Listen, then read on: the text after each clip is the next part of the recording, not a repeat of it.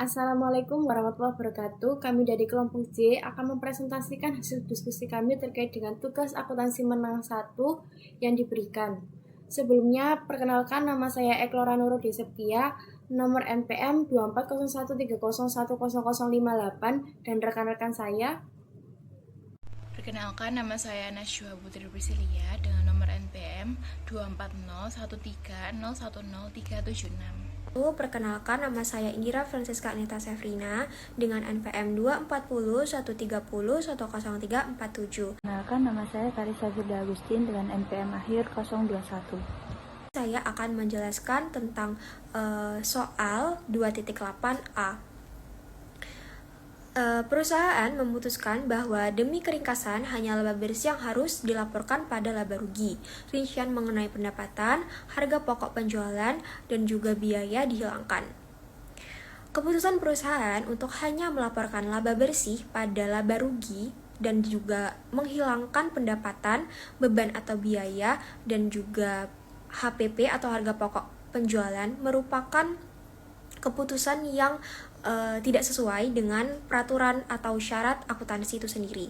Dalam PSAK 1 disebutkan bahwa laporan laba rugi haruslah mencantumkan pendapatan, biaya atau beban, dan juga HPP atau harga pokok penjualan. Jadi, perusahaan haruslah mencantumkan pos-pos tersebut, tidak boleh dihilangkan agar sesuai dengan standar akuntansi itu sendiri.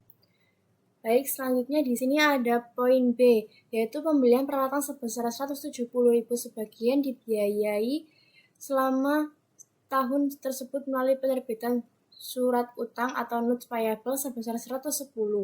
Perusahaan mengimbangi peralatan dengan surat utang tersebut dan melaporkan aset tetap sebesar 60.000.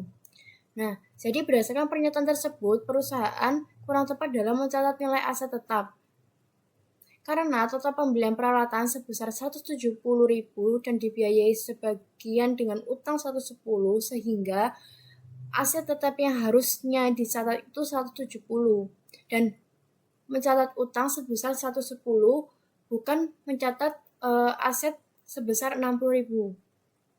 Karena apabila 60.000 yang dicatat dalam aset dapat membuat laporan yang salah karena menunjukkan nilai aset yang lebih rendah daripada yang sebenarnya. Jadi, apabila ada pengurangan nilai aset harus dilaporkan jelas dalam catatan laporan keuangan agar tidak terjadi kesalahan dalam pencatatan. Kemudian pada soal 2.8, Weller telah melaporkan persediaan akhir sebesar 2.100.000 euro dalam laporan keuangan. Tidak ada informasi terkait dengan persediaan yang disajikan dalam laporan keuangan dan catatan terkait. Nah, dalam melaporkan persediaan akhir harus mendetail dan terperinci. Ketika menghitung persediaan akhir, terdapat beberapa metode, yaitu FIFO, LIFO, dan average. FIFO yaitu mengeluarkan barang terlebih dahulu pada produk yang sudah diterima lebih dahulu.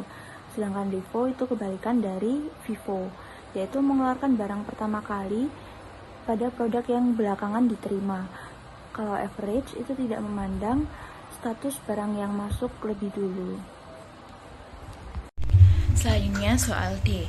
Perusahaan mengubah metode penilaian persediaan dari rata-rata tertimbang menjadi FIFO atau FIFO. Perubahan ini tidak disebutkan dalam laporan keuangan. Jawabannya adalah tindakan perusahaan tersebut adalah melanggar standar akuntansi yang berlaku. Sebaiknya perusahaan harus mengungkap lebih jelas alasan dan juga dampaknya mengenai perubahan dalam metode laporan keuangan tersebut sesuai dengan kebijakan pada standar akuntansi atau SAK agar tidak terjadi kesalahan dalam menilai probabilitas perusahaan. Kemudian pada soal 2.9a, Presiden Gonzales SPA menggunakan akun pengeluarannya untuk membeli Suburban baru hanya untuk penggunaan pribadi dengan jurnal biaya lain-lain pada kas sebesar 29.000. Nah, ketika kita menggunakan penarikan untuk penggunaan pribadi, jurnal yang digunakan adalah Prive, sehingga jurnal yang di-entry adalah Prive pada kas sebesar 29.000. Akun biaya lain-lain biasanya terdiri dari berbagai macam transaksi yang jumlahnya kecil dan tidak rutin, sehingga tidak tertampung pada akun biaya yang sudah ada. Selanjutnya, pada persediaan barang dagangan senilai 620.000 dilaporkan di laporan posisi keuangan sebesar 690.000, yaitu harga jual yang diharapkan dikurangi estimasi biaya penjualan. Jurnal berikut dibuat untuk mencatat peningkatan nilai ini. Persediaan 70.000 pada pendapatan penjualan 70.000. Perusahaan meningkatkan nilai persediaan dari 620 menjadi 690 dan mencatat selisihnya sebagai pendapatan. Hal ini melanggar prinsip biaya histori dalam akuntansi. Prinsip historical cost yaitu IFRS mengharuskan perusahaan mencatat dan melaporkan banyak aset dan kewajiban berdasarkan harga perolehan. Jika perusahaan memilih harga jual saat ini sebagai gantinya, perusahaan mungkin akan mengalami kesulitan untuk menetapkan nilai barang yang tidak terjual nantinya.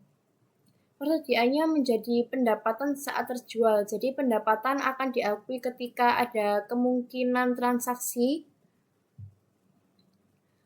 penjualan. Namun situasi di atas, proses perolehan pendapatan tidak terjadi. Jadi pada intinya perusahaan tidak boleh meningkatkan nilai persediaan berdasarkan harga jual. Persediaan hanya dicatat pada biaya histori yang lebih rendah. Persediaan tidak boleh dicatat lebih tinggi daripada harga perolehannya, dan perusahaan tidak boleh mengakui kenaikan nilai sebagai pendapatan. Selanjutnya saya akan menjelaskan 2.9c. Perusahaan tersebut dituntut sebesar 500.000 oleh seseorang pelanggan yang menuntut ganti rugi atas cedera pribadi yang tampaknya disebabkan oleh produk yang cacat. Pengacara perusahaan merasa sangat yakin bahwa perusahaan tidak akan bertanggung jawab atas kerugian yang diakibatkan oleh situasi tersebut. Meskipun demikian, perusahaan memutuskan untuk membuat entry berikut. Di dalam entry tersebut yang dilihat di PPT bisa dilihat bahwa terdapat loss from lawsuit sebesar 500.000 pada liability for lawsuit 500.000. Nah, jurnal di atas sebenarnya sudah cukup baik, tetapi haruslah disertai oleh beberapa probabilitas kekalahannya di gugatannya itu berapa, dan juga estimasi nilai wajar dari kerugiannya itu juga berapa. Karena terdapat syarat bahwa kita harus mengetahui terlebih dahulu berapa probabilitas kalah di gugatannya, dan juga mengetahui secara bentuk nilai wajar berapa kerugian yang diperoleh oleh suatu perusahaan tersebut. Nah, selanjutnya saya akan membahas soal 2.9d. Karena tingkat harga umum yang meningkat selama tahun berjalan, Gonzales SPA menentukan bahwa terdapat kekurangan biaya penyusutan sebesar 16.000 pada peralatan dan juga memutuskan untuk mencatatnya dalam laporan keuangan dengan entry sebagai berikut. Bisa dilihat di PPT, depreciation expense pada accumulated depreciation equipment. Nah, pernyataan di atas seharusnya tidak perlu di jurnal seperti itu, karena jika kita ingin menghitung suatu penyusutan haruslah menggunakan biaya historis atau biaya alokasi saat kita membeli barang pertama kali. Nah, karena kenaikan harga ini tidak mempengaruhi nilai dari penyusutan itu sendiri. Nah, berarti jurnal yang benar tertulis bahwa peralatan pada keuntungan atau kerugian yang belum terrealisasikan. Selanjutnya yaitu soal 2.9e. Gonzales SPA khawatir apakah aset tak berwujud dapat menghasilkan uang tunai jika terjadi likuidasi. Akibatnya, niat baik yang timbul dari transaksi pembelian selama ini tahun berjalan dan dicatat sebesar 800.000 dihapuskan sebagai berikut. Return earnings di debit 800 dan goodwill di kredit 800. Jawabannya yaitu penurunan nilai goodwill harus diakui dalam laporan laba rugi, bukan akun retained earnings. Namun, kesalahan dari perusahaan yaitu mengurangi laba ditahan tanpa menulis beban impairment loss. Hal tersebut dianggap salah karena perusahaan harus memastikan bahwa laporan keuangan tetap sesuai dengan standar akuntansi yang berlaku.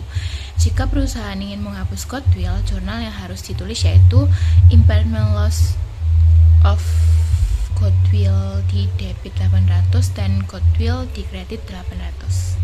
Kemudian soal 2.9f, karena Aurel kilat, peralatan yang jelas bernilai 200.000 euro diperoleh dengan biaya 155.000 euro dengan jurnal sebagai berikut. Nah, peralatan yang dibeli dengan diskon secara langsung pada saat pembelian tidak perlu dicatat sebagai diskon. Pencatatan perlu dilakukan hanya misalnya ketika kita membeli barang terdapat syarat seperti 2/10 N30. Hal ini merupakan diskon yang diberikan kepada pembeli untuk membayar ketika pembeli membayar faktur tepat pada waktunya, dan diskon tersebut wajib dicatat, sehingga jurnal yang seharusnya dibuat adalah peralatan pada kas senilai 155.000 euro. Selanjutnya, saya akan membahas soal 2.10a. Beban penyusutan gedung untuk tahun tersebut adalah 60.000. Karena nilai gedung meningkat selama tahun tersebut, pengawas memutuskan untuk membebankan beban penyusutan ke laba ditahan bukan ke laba bersih dengan entry berikut, yakni retained earnings pada accumulated depreciation buildings. Nah, keputusan uang grup untuk membebankan biaya penyusutan ke laba ditahan itu merupakan tidak sesuai dengan prosedur akuntansi yang ada, karena di dalam prosedur akuntansi dijelaskan bahwa kita boleh membebankan penyusutan kepada saldo ditahan, tetapi dengan syarat kita sudah tutup buku. Karena dalam kasus uang grup ini masih belum tutup buku karena masih tertulis bahwa masih di tahun berjalan, yang artinya beliau ini masih belum tutup buku, jadi maka tidak dibolehkan saldo laba ditahan atau didebitkan. Nah, jadi entry yang benar itu merupakan expense depreciation building pada accumulated depreciation. Berikutnya pada 2.10b, bahan dibeli pada tanggal 1 Januari 2022 seharga 120 dan jumlah ini dimasukkan ke akun bahan. Kemudian pada tanggal 31 Desember 2022, harga bahan bakunya adalah 141, sehingga jurnal berikut dibuat. Persediaan 21 pada keuntungan atas persediaan. Jadi, yang dimaksud itu perusahaan menaikkan nilai persediaan dari 120 menjadi 140 sebagai laba, sehingga tidak dapat dicatat dalam laporan keuangan karena keuntungan belum terrealisasi. Jadi kalau misalnya belum ada yang dijual, jadi kita kan belum ada pemasukan, jadi tidak bisa disebut sebagai laba dan tidak terrealisasi.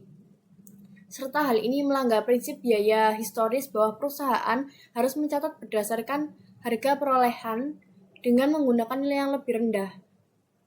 Selain itu juga melanggar prinsip konservatisme, yaitu meningkatkan laba secara tidak nyata dan laba tidak boleh diakui sampai persediaan terjual. Jika harga pasar turun di bawah biaya perolehan, mungkin perusahaan bisa melakukan penyesuaian terhadap masalah yang terjadi itu tadi. Selanjutnya pada poin C, selama tahun berjalan, perusahaan membeli peralatan melalui penerbitan saham biasa. Saham tersebut memiliki nilai nominal 135 dan nilai wajar 450. Nilai wajar peralatan tidak dapat ditentukan dengan mudah. Perusahaan mencatat transaksi ini sebagai berikut. Peralatan 135 pada modal saham 135. Aset yang harus dicatat pada nilai wajar dari apa yang diserahkan dan apa yang diterima. Dalam kasus ini, nilai wajar saham 450, sehingga peralatan harusnya dicatat sebesar 450, bukan hanya sebesar nilai nominal saham yang sebesar 135, sehingga modal saham perusahaan terlihat rendah dari yang seharusnya. Kesalahan pengukuran nilai peralatan melanggar prinsip fair value menurut IFRS, dan jika transaksi pertukaran aset melibatkan instrumen keuangan seperti saham, maka nilai aset yang diperoleh harus dicatat berdasarkan nilai wajar dari saham yang diberikan. Jadi jurnal yang benar yaitu peralatan 450 pada share capital 135, share premium 315. Selanjutnya yaitu soal 2.10D. Selama tahun tersebut, perusahaan menjual peralatan tertentu seharga 285.000 dan memperoleh keuntungan sebesar 69.000 karena pengawas keuangan yakin bahwa peralatan baru akan dibutuhkan dalam waktu dekat. Ia memutuskan untuk menunda keuntungan tersebut dan mengamortisasikannya selama masa pakai peralatan baru yang dibeli. perusahaan tidak diperbolehkan menunda untuk mencatat laba karena tindakan tersebut dapat melanggar prinsip akuntan yang telah ditentukan, sehingga perusahaan harus segera mencatat keuntungan penjualan dalam laporan laba rugi untuk memastikan bahwa laporan keuangannya sesuai. Penyesuaian depresiasi hanya boleh dilakukan jika ada perubahan dalam estimasi masa manfaat atau nilai sisa aset dan bukan karena inflasi. Dan yang terakhir pada soal 2.10e, pesanan senilai 61.500 yen telah diterima dari pelanggan untuk produk yang tersedia. Pesanan ini dikirim pada tanggal 9 Januari 2022. Perusahaan membuat entry berikut pada tahun 2021, yaitu piutang usaha pada pendapatan penjualan sebesar 61.500. Nah, jurnal yang dibuat tersebut sudah sesuai dianggap piutang karena pesanan sudah diterima namun belum dikirim pada saat pembuatan jurnal.